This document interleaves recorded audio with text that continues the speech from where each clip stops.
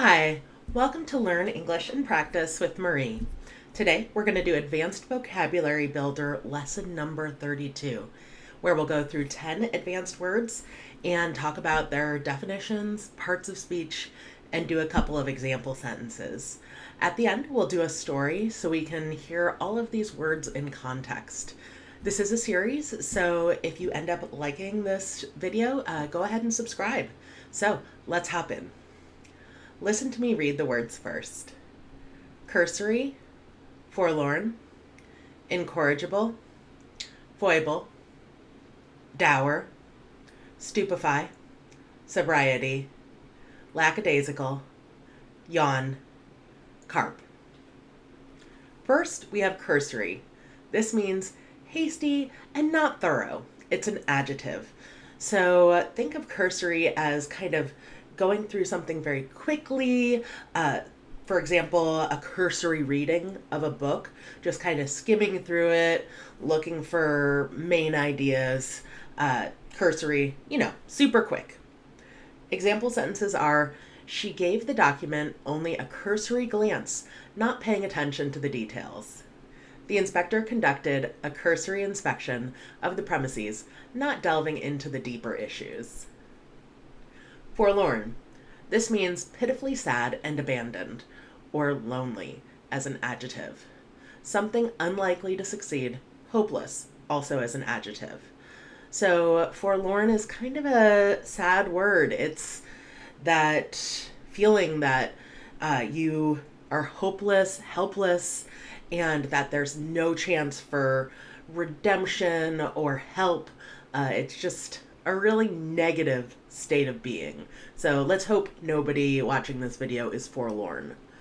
Examples are, as the sun set, the forlorn figure stood alone on the deserted beach, feeling lost and abandoned. With no one to turn to, she felt forlorn and isolated, longing for companionship.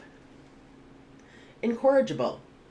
This means of a person or their tendencies, not able to be corrected, improved, or reformed, as an adjective.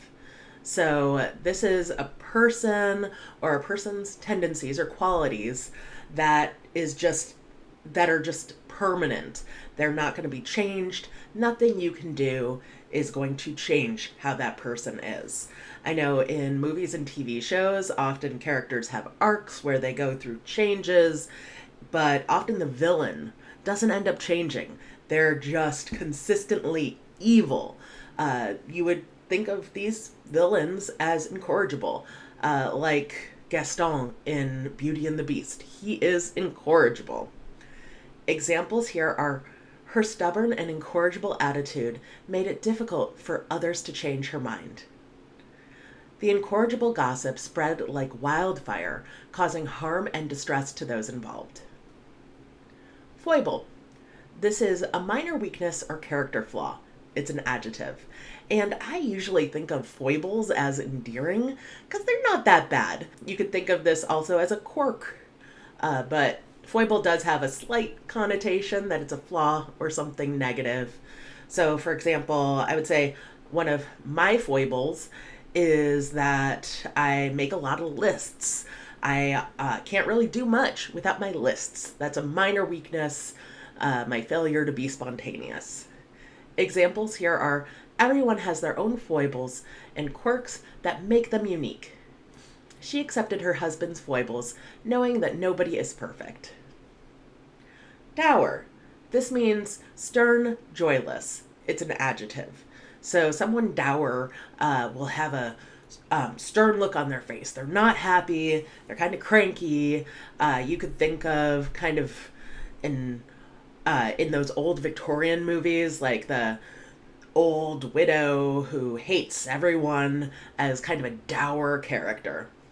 Examples are, the dour expression on his face hinted at his gloomy and serious disposition.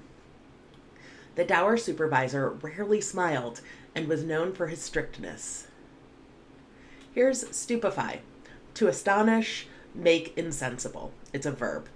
And actually, in Harry Potter, this is one of the spells, Stupefy. When they use the spell, the person kind of loses their sense of being, they freeze up. So it kind of makes sense. So to stupefy someone is to almost make them stupid, stupefy, and make them kind of lose their thoughts, shock them, and make them insensible or incoherent. Examples here are the magician's mind-bending tricks never failed to stupefy the audience. The complex mathematical problem presented to him stupefied him, leaving him at a loss for words. So almost freezing that person up. Here's sobriety. So the meaning of this is completely refraining from a particular behavior or substance as a noun, or a state of being solemn, also as a noun. So we're looking at two meanings here. The first one is the idea of being free from alcohol, free from drugs, free from any sort of harmful substance. So in the US, we have Alcoholics Anonymous.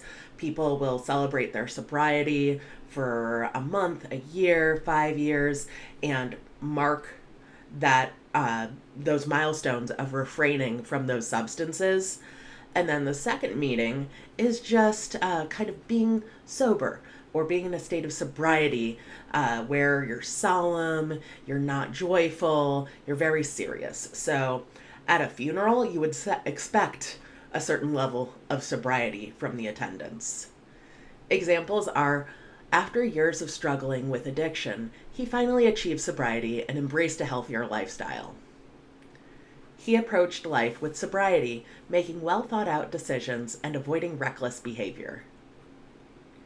Lackadaisical. This means lacking enthusiasm and determination. Carelessly lazy as an adjective. So someone who's lackadaisical isn't trying that hard. They're just kind of going along with the flow. So they're not excited and they're not really making much of an effort. Examples are the lackadaisical attitude of the employees reflected poorly on their work ethic and productivity. The team's lackadaisical defense allowed the opponent to score easily. So, yawn. This means to open one's mouth wide and inhale deeply due to tiredness or boredom, like this. All right. And you can refer to a yawn as a noun, or it is an action, so it can be a verb as well, where you are yawning, or look at him yawn.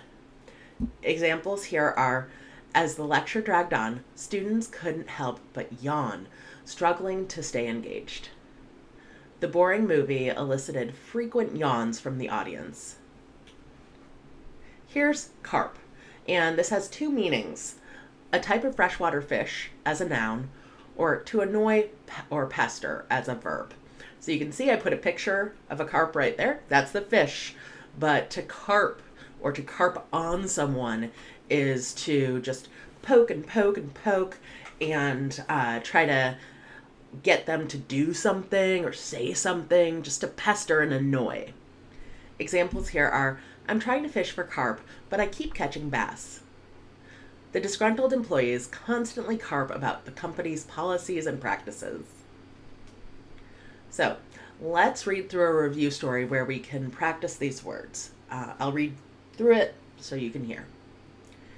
In a bustling school, there was a student named Alex who had a reputation for his lackadaisical approach to studies. He often completed assignments in a cursory manner, neglecting to pay attention to important details. His teachers and classmates saw him as incorrigible, believing he would never change his careless ways. One day, during a particularly forlorn moment, Alex realized the consequences of his attitude. His grades plummeted, and he felt a deep sense of disappointment with himself. Determined to turn things around, he decided to confront his foible head on and learn from his mistakes. With newfound determination, Alex embarked on a journey of self-improvement. He embraced sobriety in his studies, devoting more time and effort to each assignment. Gone were the days of yawning through lectures. Now he actively participated eager to absorb knowledge. As time went by, Alex's transformation stupefied those around him. His dedication and newfound focus became evident in his improved grades and insightful contributions to class discussions. No longer seen as dour and lackadaisical, he became a role model for others. Through his journey, Alex realized that learning from his mistakes was tantamount to personal growth. He refused to carp about his frustrations and instead embraced the challenge as an opportunity to grow. So, let me read these words one last time so you can hear the pronunciations again. Cursory, Forlorn, Incorrigible, Foible, Dour, Stupefy, Sobriety, Lackadaisical, Yawn, Carp. Great job today. There are other videos just like this on this channel, and I'll put playlists and videos down below.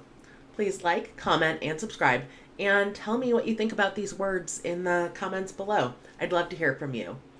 Thanks so much, and I will see you in the next video. Bye!